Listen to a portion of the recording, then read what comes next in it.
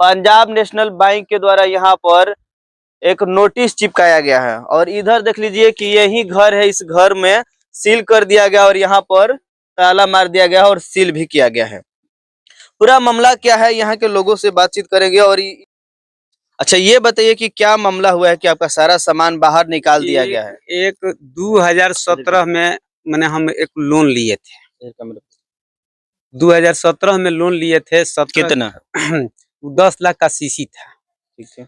वो बैंक प्रबंधक द्वारा बहुत घपला किया गया है। उसमें 36,000 का आपका स्टाम्प पेपर लिया गया।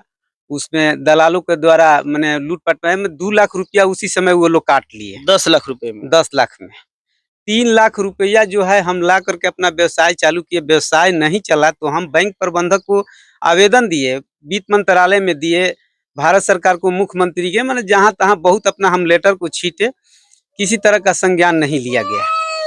उसके बाद मेरे पास आवेदन सारा।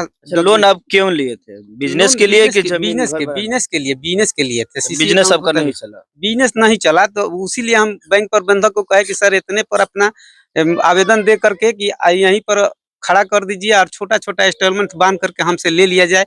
लेकिन नहीं, उल्टा सीधा हमको समझा करके आप 50,000 निकालिए, फिर जमा कीजिए, निकालिए।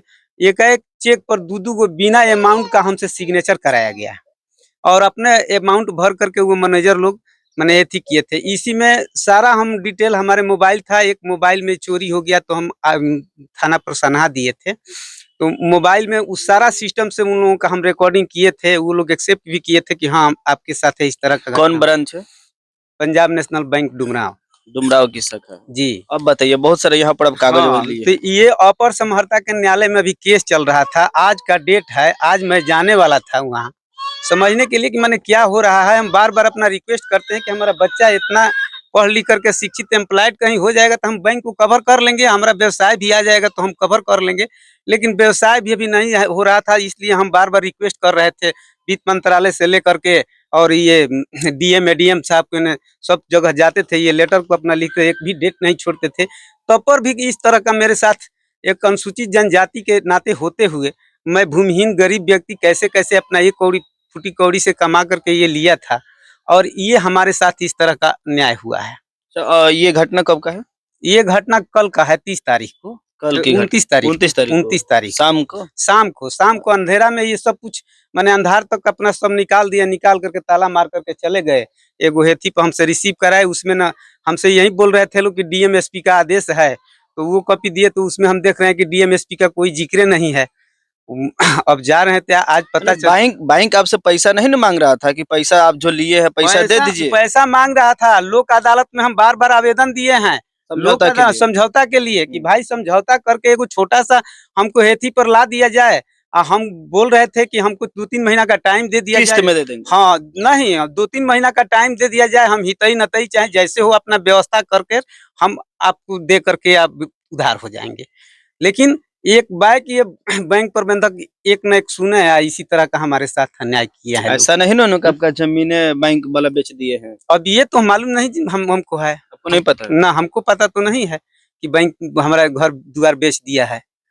अच्छा, अभी कोई नेता मंत्री स्थानीय कोई समाज सेवी आए थे कि नहीं? ना, सामाजिक कार्यकर्ता कोई नहीं आए थे। ऐसे वर्तमान विधायक यहाँ के जो राहुल सिंह है डुमराव, राहुल सिंह से बात हुआ था तो वो बोले कि हम बैंक मैनेजर से बात करते हैं।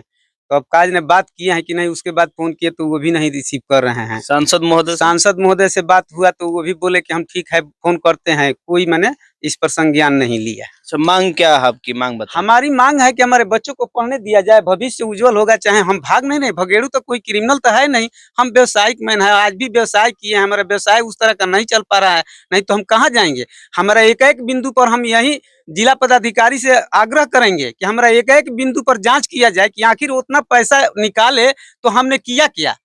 हर तरह की तो सब सरकारी घर में सरकार की सिस्टम रहता है, पैसा जमा करेंगे तो सरकार के घर में करेंगे, घर में रखेंगे तो आकर के वो खोज ले। आखिर पैसा निकालेंगे, मैं एक गरीब भूमिहीन व्यक्ति हूँ, पैसा निकालेंगे तो ऐसा पैसा क्या करेंगे हम।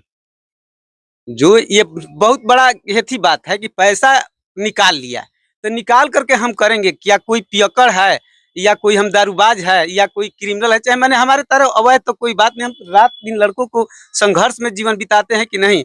आप आप लोग मान लीजिए कि पियक्कड़ है चाहे डिफॉल्टर है तो बैंक उसी समय लोन नहीं देगा। न- आपका आचरण अच्छा रहेगा तभी ना बैंक लोन देगा। एक पीएनबी से हमारा भी लोन था, पीएनबी से लोन था। मैनेजर साहब आकर के सिस्टम से देखे कि व्यवसाय नहीं चल पा रहा था, तो वो बोले कि दिनेश जी आप आइए हमारे बैंक में जो है समझौता कर लीजिए, आपसे अब लोन नहीं ये थी होगा तो आप मैनेज कर लीजिए। हम गए औरक ब्रांच में, अपना भेंट किए, हमारा 1,47,000 टोटल अमाउंट था। वो बेचारे फोन करके जोनल में अपना पता किए, वो बोले कि से फोन करे कि मैम ये मैक्सिमम कितना पूरे, तो 6,000 में। मैनेजर साहब अपना हेती होकर के हमारा स्थिति देख करके 1,000 रुपया और डाउन करके 5,000 पर सारा सिस्टम से काम उरिया लिए। लेकिन 1,37,000 1,47,000 हुआ था, वो पेपर 47,000 का है। मात्र 5,000 में पाँच, हाँ 5,000 में वो कंप्रोमाइज कर लिए। तो उसका आ, हाँ एनओसी मिला हाँ, था। सब कुछ एनओसी लिए हैं हम। चलिए अभी आपका क्या स्थिति है, किस स्थिति में आप इस ठंड के मौसम में किस अभी तरीके से आप लोग रह रहे हैं? ठंडा में बाल बच्चा लेकर के बुझा खाना रहा है पीना कि कहाँ बन रहा है आप लोग? कहीं नहीं, हम लोग राते से उपासे है इसी तरह।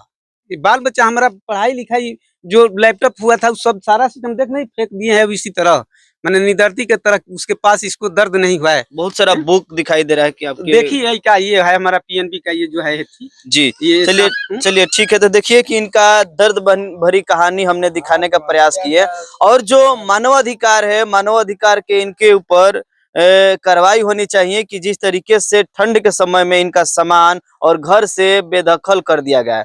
मानवाधिकार कहता है कि आप कितने भी बड़ा डिफॉल्टर है, चाहे बड़ा कोई भी लोन लिए है, उनको घर से बाहर नहीं किया जाएगा। इनके ऊपर जांच होनी चाहिए और इनको न्याय मिलना चाहिए। आप लोग इस वीडियो को ज्यादा से ज्यादा शेयर करिए ताकि इनको न्याय मिल सके।